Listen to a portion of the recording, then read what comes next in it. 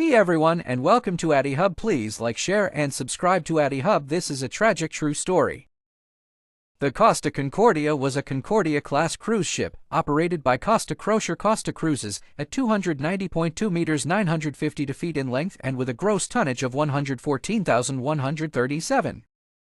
It was one of the largest ships in Costa's fleet. It could carry up to 3,780 passengers and 1,100 crew members.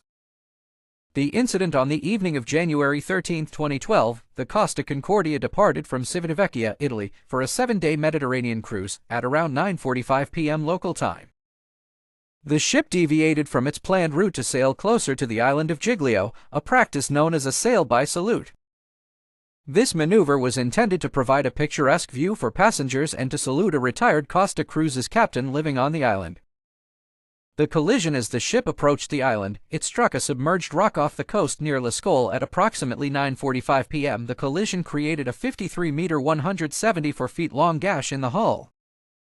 Below the waterline on the port side, water began flooding into the ship's engine room and several other compartments, causing a loss of power and steering capabilities. Evacuation delays. Initially, Captain Francesco Schettino downplayed the severity of the situation to both the crew and passengers, delaying the order to abandon ship. The crew attempted to reassure passengers that the situation was under control, even as the ship began to list heavily to starboard.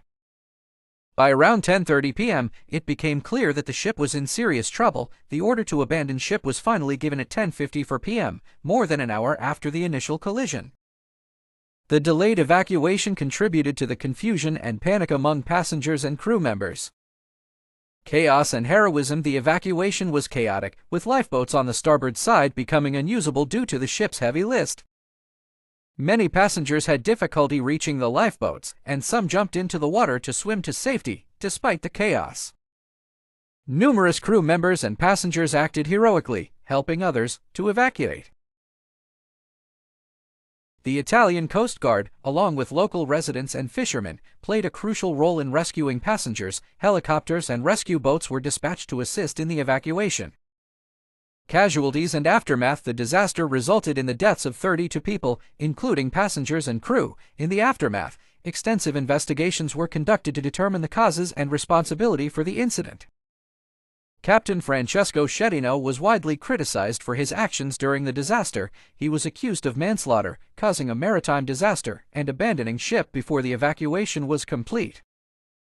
In 2015, he was found guilty and sentenced to 16 years in prison. Salvage operations. The Costa Concordia remained partially submerged near Giglio Island for over 2 years. The salvage operation to remove the wreck was one of the largest and most complex in maritime history.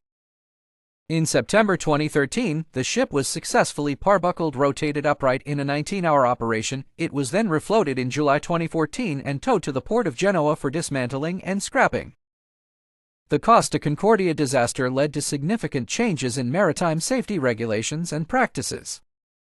The International Maritime Organization (IMO) introduced new regulations for passenger ships, including stricter requirements for safety drills and emergency procedures. The incident also highlighted the importance of effective leadership and decision-making in crisis situations.